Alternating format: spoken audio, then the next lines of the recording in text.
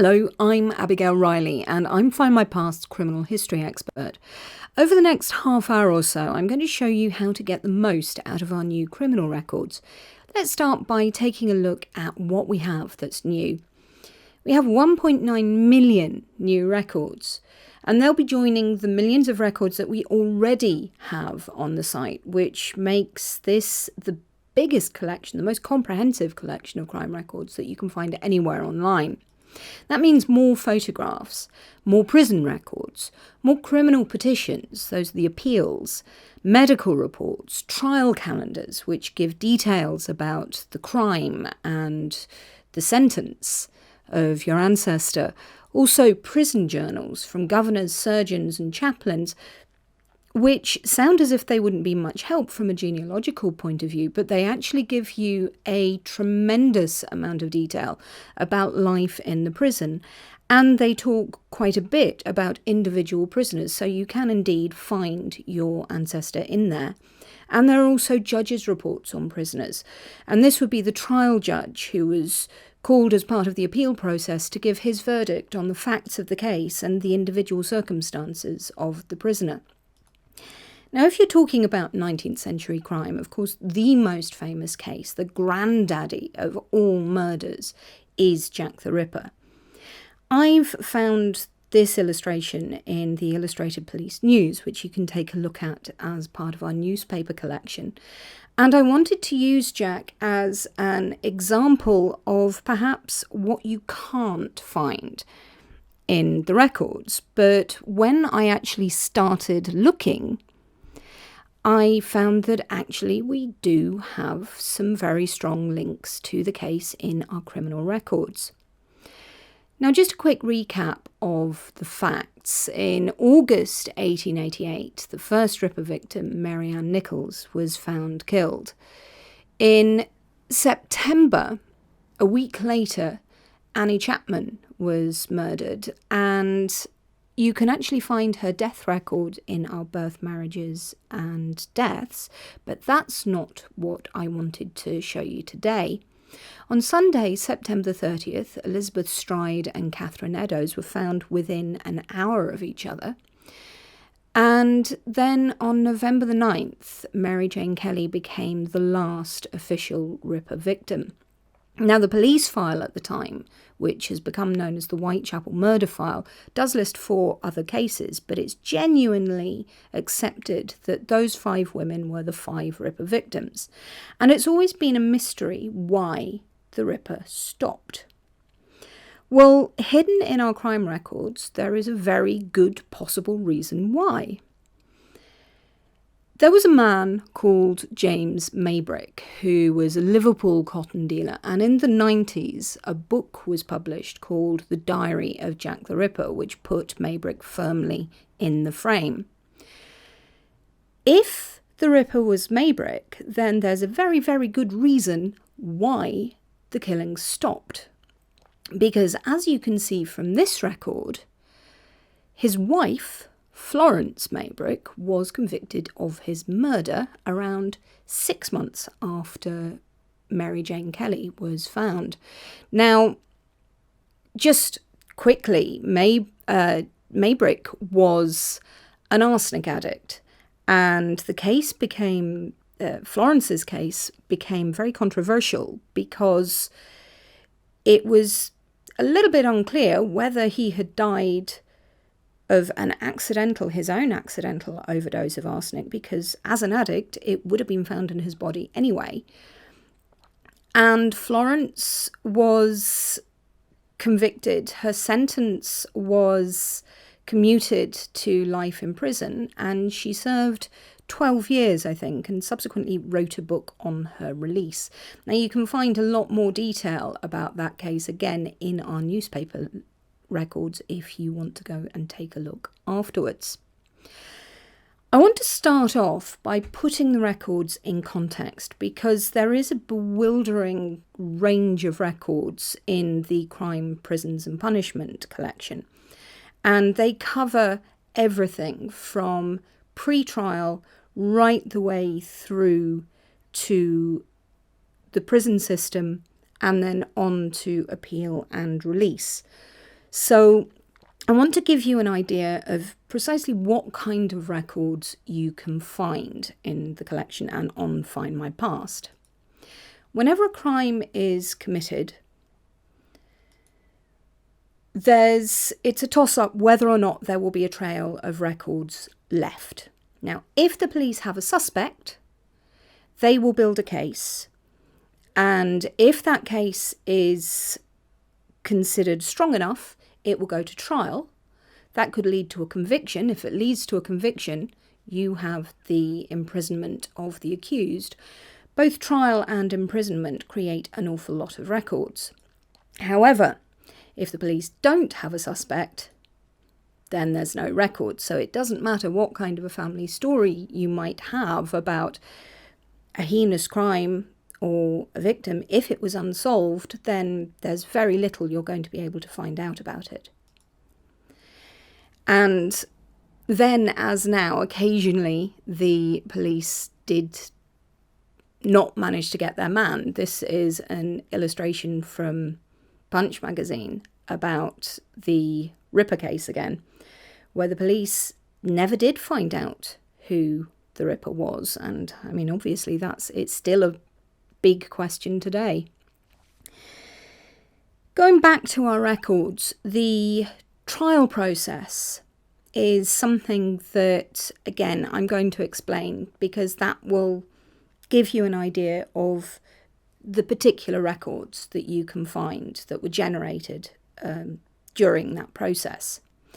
When a crime is committed and a suspect is identified by the police start putting together their case. That case is handed to a local justice of the peace. Now, he can either pass summary judgment if it's a fairly minor offence, or he'll take depositions from witnesses and the various people involved in the case, the victim and the accused, and commit the case to trial, to court. When it gets to court, the case is then examined by the grand jury, and it's their job to decide if it's a true bill, which is basically the kind of job that the Director of Public Prosecutions does nowadays. He's testing the evidence to see if the prosecution case has a good chance of standing up, and that was precisely what the grand jury were doing in the 18th and 19th century. If a true bill is found, that's passed on to the trial jury, and they're the ones who decide on the guilt. They hear all the evidence from the various witnesses, and they come to their verdict. Once they've come to a verdict, if it's guilty, it's down to the trial judge to decide on the sentence. And it's generally that sentence that starts generating all the records. So, where to find the records? Well, I'm going to be talking a lot about the National Archives series number. You can see the first one here, Crim 9. These are all part of the record set that makes up our crime, prisons and punishment collection. And you can actually filter your search according to these series numbers by filtering according to series. Crim 9 is the Central Criminal Court records of the after-trial calendars of prisoners. Now, these were the records generated by the court to show what was being done, the daily business of the court. So you will see the name of the accused, usually their age and their occupation, to distinguish them from anyone who, if there was a John Smith, they would need to know which John Smith, for example. And then you'll usually also get who the trial judge was and what the verdict was and what the sentence was. And in later ones, frequently where they were sent after that. H077 that's one of our Home Office records, and this is the Newgate Prison Calendar. Now that goes from 1782 to 1853, and Newgate Prison was where most prisoners went before they stood trial. It would be the equivalent of a modern remand prison. So these are people who weren't yet convicted, but who were in custody awaiting trial. Then we have the Home Office Miscellaneous Criminal Books, and this is a great little set, actually. It's worth having a look even if you don't have relations in there, because they're fascinating documents from a historical perspective. The 1798 part of the records concerns the trial of a priest from County Armagh, John James Aquili, and he was tried along with several other people of being part in the 1798 Irish Rebellion. And the powers that be was so keen to get a conviction that they decided to stack the jury in their favour. And this is an extraordinary document to actually find preserved, because they've gone through all the people who were eligible to sit on the jury at the time, and there are arguments on why they would vote for the prosecution. So one guy is singled out because he has considerable gambling debts. Another person is discarded because they had an Irish wife and they were considered possibly a little bit too sympathetic to the cause. And then we also have records from 1831 which deal with the swing riots. Now, the swing riots were the swing rioters were agricultural workers who were demonstrating about low pay and increased mechanisation. They had very similar interests to the Luddites, and they caused quite a bit of damage in a variety of counties in the southeast of England, burning barns and haystacks and destroying farm machinery. And these are the records from the special sittings at Winchester Assizes to deal with the rioters. Now, we also have HO 140, which is another calendar of prisoners. Again, this is slightly later. This is 1868 to 1929. And like the after-trial calendars and the prison calendars, these give you the basic details, and they're the key records that you'll find in crimes, prisons and punishments, because there are so many. Now, the HO 140 does cover most of the country, so you'll see most of the county courts are covered here, and most of the assizes and the prisons. So you'll find an awful lot of people in there. It's a very good place to find your ancestor. Now, already on the site, we have quite a few criminal records, and I just want to deal with a few of those while I'm passing. We have the Irish Petty Sessions, which are a phenomenal resource. There are millions of records in there, and they cover the whole of Ireland. And if you're familiar with Irish genealogy, you know that there are some considerable gaps in the records, because a large number of records were destroyed during the Irish Civil War. So, for example, there are no censuses. And the Petty Sessions are a phenomenal resource because they covered the whole of the country. There are millions of people in there, and you get names and addresses, and you get details about people's lives. So they don't just cover criminal records. They're not just criminal cases. And they're also the petty sessions. So this is the lowest courts. So the kind of criminal cases that you will get here are minor. It's being caught in the pub on Good Friday, or having a horse that you haven't got under control, this kind of thing. It's very, very minor stuff, but it also deals with civil matters. So this is arguments between neighbours, and a fascinating source of Irish records. We also have some regional quarter sessions. So there's Surrey, Wiltshire and Sheffield, and you won't get the kind of detail that you'll get in crime, prisons and punishment, but they are fascinating records, and you do find a lot of detail about the crime and various witnesses in these records as well, so they're worth a look. I just wanted to give you a few examples while I was going through these records, and I'm using another well-known case here. This is the case of Frederick and Maria Manning. Now, Maria Manning was something of a cause célèbre, actually. As a couple, they were something of a cause célèbre at the time. In 1849, the two of them conspired to kill Maria's lover, Patrick O'Connor. Now, Patrick O'Connor was a loan shark, basically, and he was a very wealthy man. So it seemed like they had money problems, and this obviously seemed like a good idea at the time. They buried O'Connor in the under the flagstones of the house, and then Maria went to his lodgings and stole railway shares and money. But the couple weren't very good at working together. The marriage was already under stress at the time, and so they both ran in opposite directions, and they were both caught.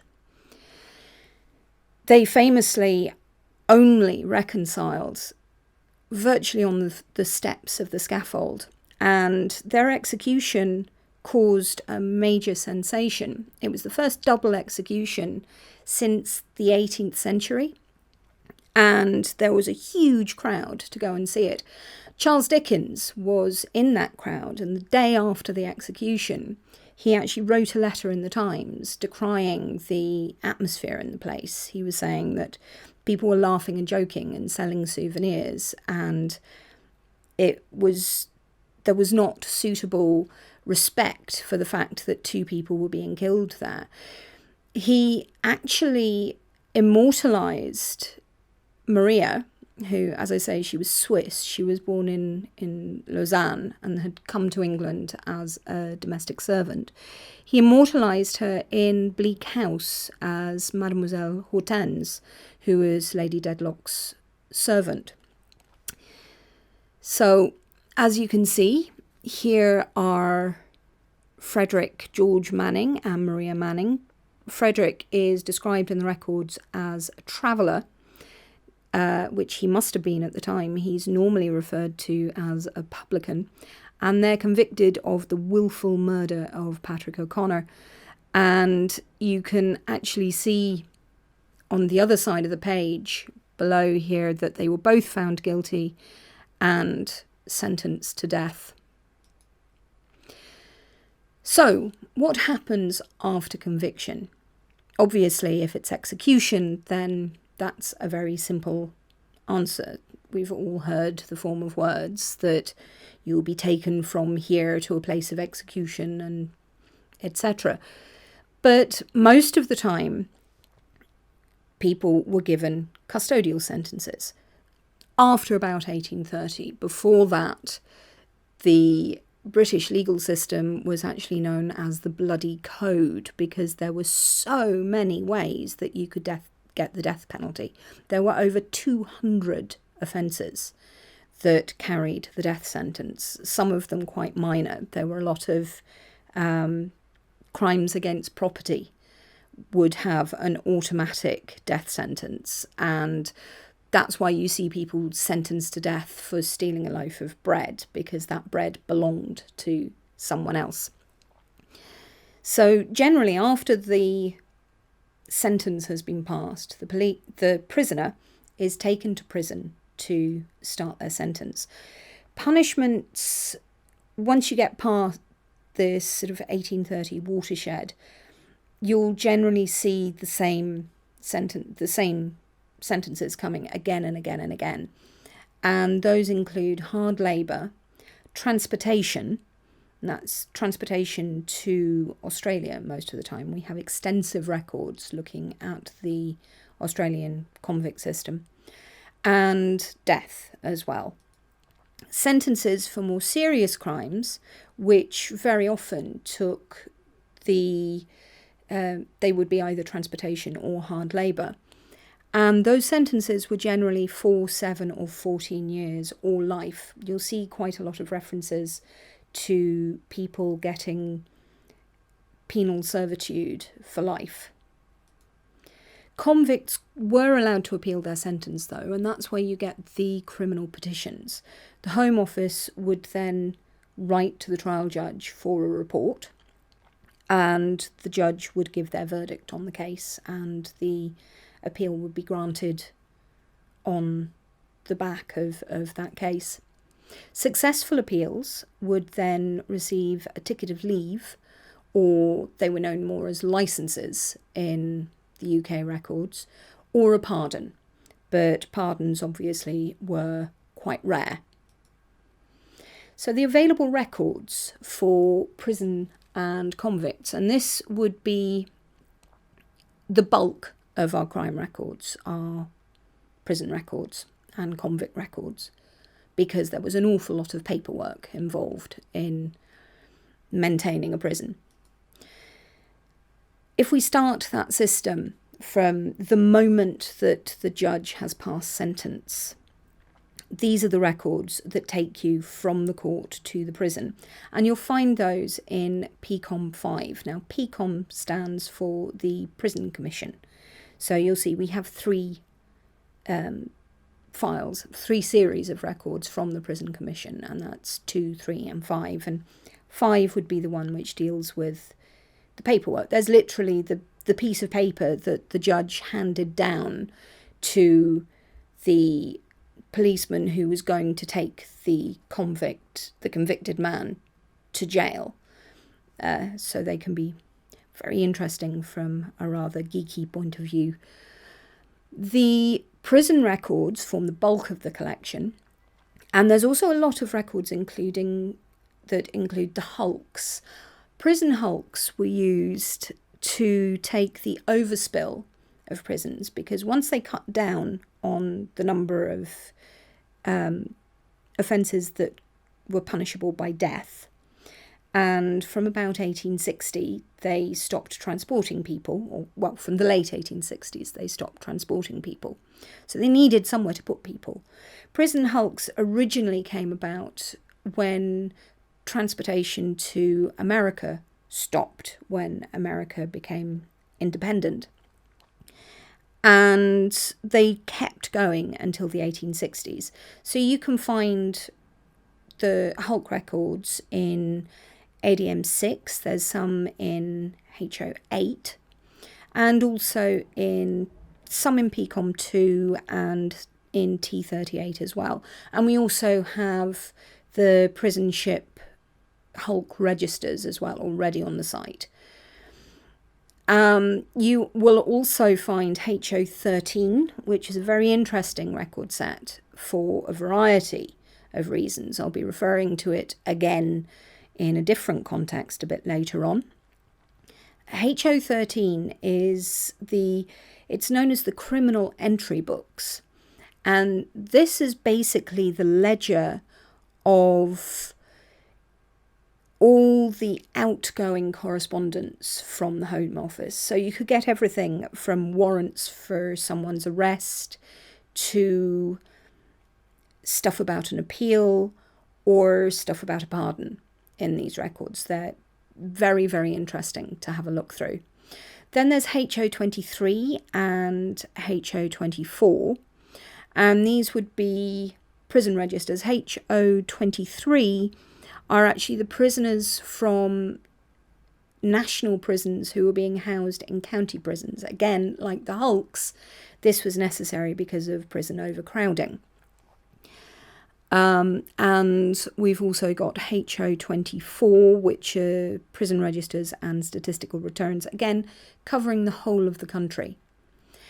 And we have already on the site some various prison registers. We have the Irish prison registers, which again are a fascinating resource for Irish genealogy, because they actually, like any prison registers, they contain a full physical description of your ancestors, so they can be fantastic to find. We also have Manchester prison registers, and from Australia, the Victorian prison registers. Now, it's worth noting that a lot of the later prison registers, some of which you can find in PCOM 2, and the Victoria prison registers would be like that as well.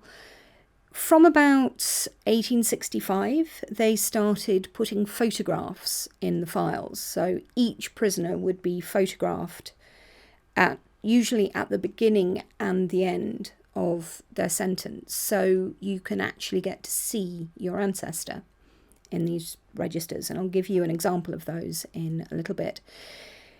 As I said before, we also have extensive records on transportation. We have the Australia convict ships, which go right from the 1st, 2nd and 3rd Fleet right up to the end of transportation around 1870.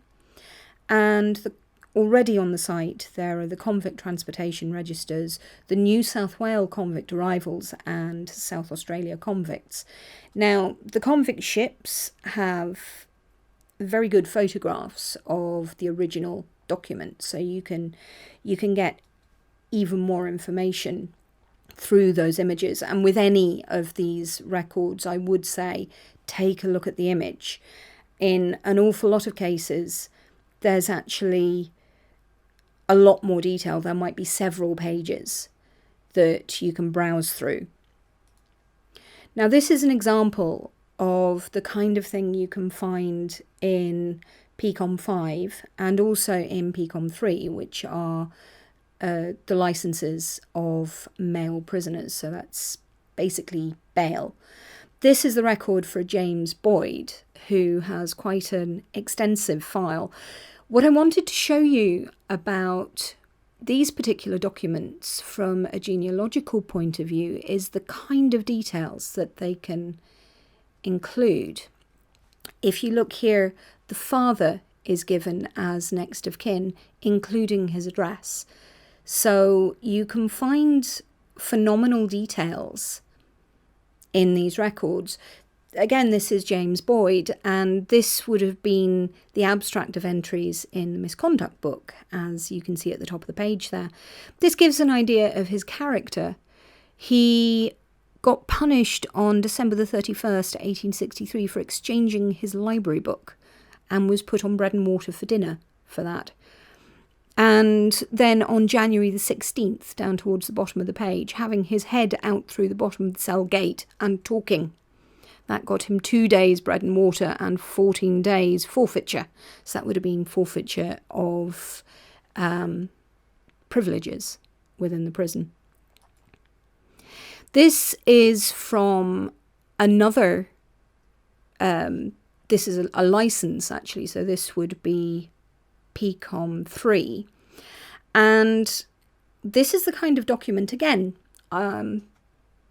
you wouldn't necessarily expect to find in the prison records, in genealogical records at all. But this is actually a record of the correspondence received by the prisoner while he was in jail. And as you can see here, this is his mother's name and address. Now, it's not a particularly helpful record because it just calls her Mrs. Arthey. But you do have addresses for people. So for the UK records, you can go back to the census and see what else you can find there. All of these records give a jumping off point to look at other records within the collection. Now, this is another of the famous cases. This would be Irish nationalist and 19th century Fenian Jeremiah O'Donovan Rosser. Now, this is an example of our Irish prison registers, and as you can see, there's quite a bit of information in them. This isn't just name and address, you have a full physical description. I've enlarged the relevant entry here. He was convicted of treason along with other Fenians. They were Irish nationalists who were very active around the 1860s. O'Donovan Rosser is actually credited with being the organiser of the first Irish bombing campaign on England when he went to America after this spell in prison. And again, you can see here, there is a description that he had brown hair, grey eyes, sallow skin. And there's a lot of detail written in. We know that he was 34. They're well worth looking at the prison records for that reason, even if they don't have photographs attached. This is another record concerning O'Donovan Rossa, and I wanted to give you an example of the journals, because it's very difficult to explain what's in the kind of prison journals that you find here, because these are the journals of people who were obligated by law to keep an account of doing their job and overseeing the prison. And this was the governor at one of the prisons that O'Donovan Rossa was kept at. And you can see on Sunday the 25th, again, I've enlarged it, the treason felony prisoner O'Donovan Rossa was again sent to the separate cells for having in his possession a quantity of unbroken writing and a piece of pencil.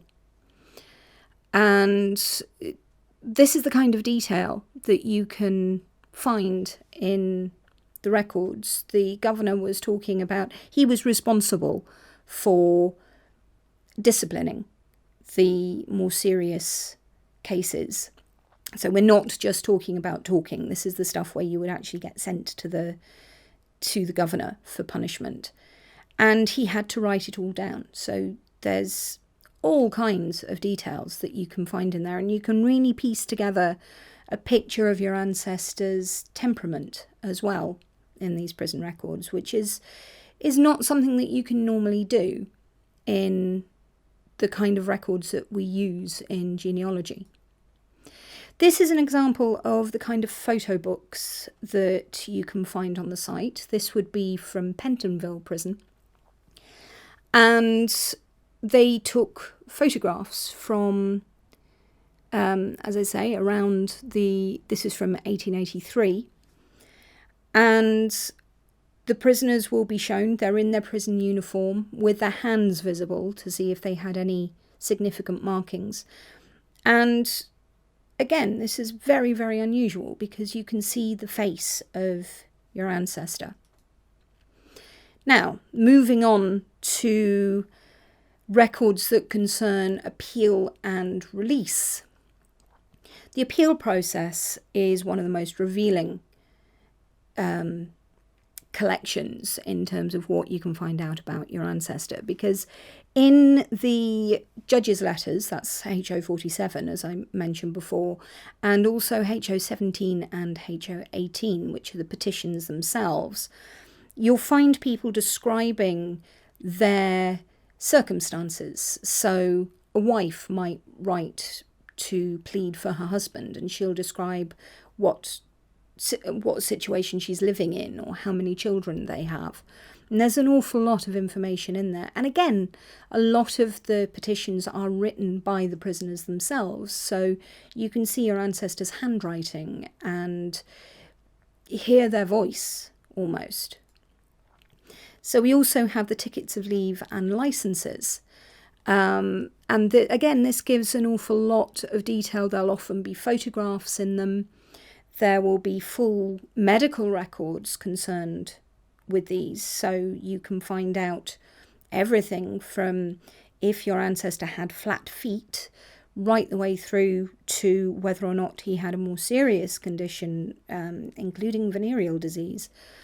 And you can find those generally in PCOM 3, which are the male licenses. We don't have any female licenses yet, but possibly at some point in the future. And the Australia convict tickets of leave from 1824 to 1874. And then we have the pardons. Now, as I mentioned before, HO 13, these are the criminal entry books. You can also find a lot of detail about pardons in there. And that goes from 1782 to 1871. And we also have the Australia convict conditional and absolute pardons from 1791 to 1867. And pardons would have been quite common in Australia because they were keen to have people settle and build a life there, because the whole process of having penal colonies was to settle Australia. And so even if you were serving a life sentence, most people would get either a conditional or absolute pardon after a set period of time. And then finally, if you couldn't keep on the straight and narrow, you might find yourself in the Metropolitan Police's book of habitual criminals. And there's also habitual drunkards in there. Now, these are unusual photographs because, again, you will get a full description, full physical description, and a description of distinguishing marks. So if you want to find out if your ancestor had a tattoo, this would be where you would find it. And again, I've got some examples here. This is another famous case. If you're familiar with the suspicions of Mr. Witcher, this is the prison record for Constance Kent. Now, the case at the heart of the suspicions of Mr. Witcher was the Road Hill House murder, which happened in June 1860, where little Francis Savin Kent was found murdered and his body stuffed into the privy. And he had knife wounds. It was a particularly gruesome murder. Knife wounds to his chest and hands, and his throat had been cut. And initially, suspicion turned on his nursemaid, but she was subsequently released because there was no proof. And for a long time, they couldn't find anyone who was guilty until 5 years later, Constance confessed to the Reverend Arthur Wagner. And as you can see in this record, this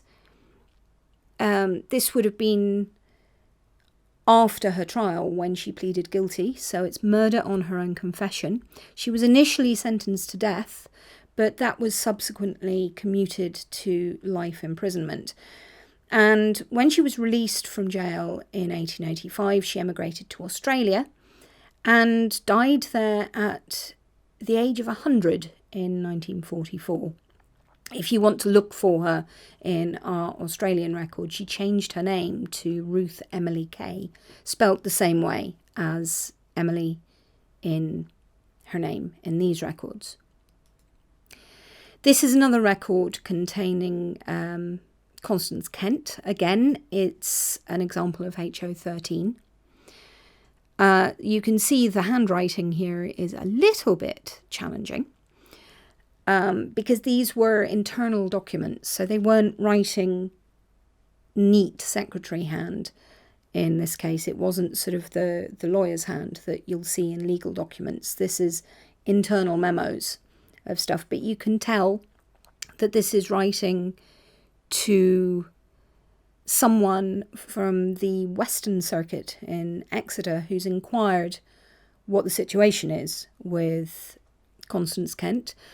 And they say that Her Majesty has been pleased to commute the capital sentence passed upon the prisoner to penal servitude for life. Now, this is another case. This would be the HO 18, and these are the criminal petitions. And these can be fascinating records. They're usually a file. So when you first click on the image, you'll get a white page, and that's actually the cover of the file, and there'll be a lot of documents. So do make sure that you click on the white arrows to the left and the right of the screen to make sure that you've found every document within the file. This is the case of the Frederick and Maria Manning, who I mentioned earlier. This is their appeal.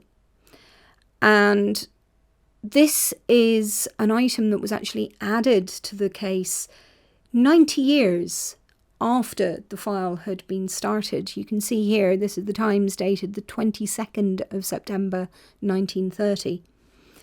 And this is just a reference to gravestones being erected for the Mannings. You'll also find various different records. I mean, there are letters on behalf of Maria in there. There's one in French from a lawyer who knew her in Paris before she came to England. And this rather curious letter, which is someone who's read about the case in the paper and is convinced that Frederick Manning should be allowed out because O'Connor had intrigued with the wife of Manning immediately on her marriage and had carried on a secret and illicit interchange with her, and this had robbed him of that which, to a mind not wholly given up to wickedness, must have created feelings of disgust and indifference in connection with the marriage relation. This is another case entirely. This is a different file, and it's an anonymous letter which appears in the file of Thomas Griffith Wainwright, who was actually convicted of fraud, but there were suspicions that he had also murdered several people by poisoning in order to get hold of life insurance or bequests. And this is someone who's absolutely convinced that Wainwright is guilty of murder. He's saying here that he can show where the medicines were bought, and he's obviously written to the Home Office several times before, because he says sort of, and to hear further from Mr. Smith on the subject of my giving a full account, he's very keen to get things done, moved quickly and move on to a conviction.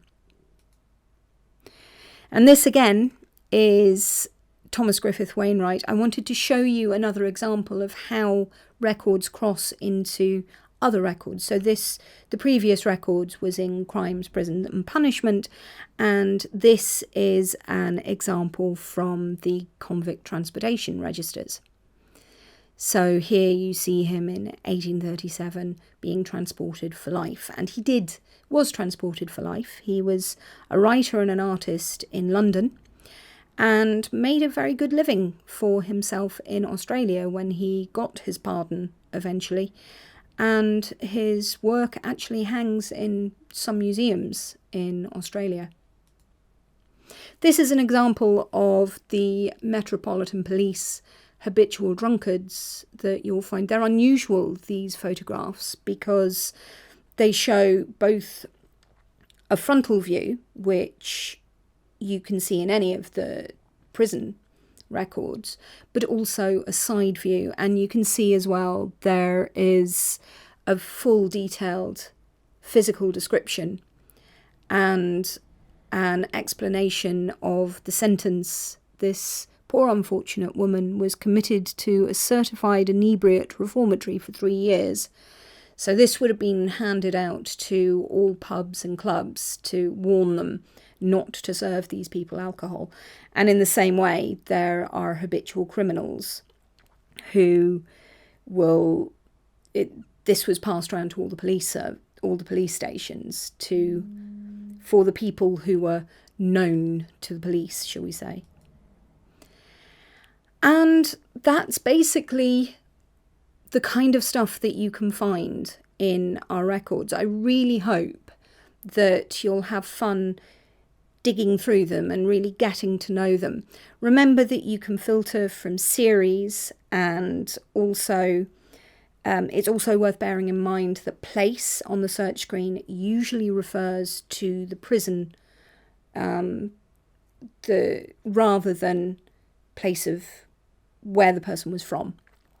So if you want to stick around, then I'll be available to answer some questions after this webinar, and I hope you've learned something today. Goodbye.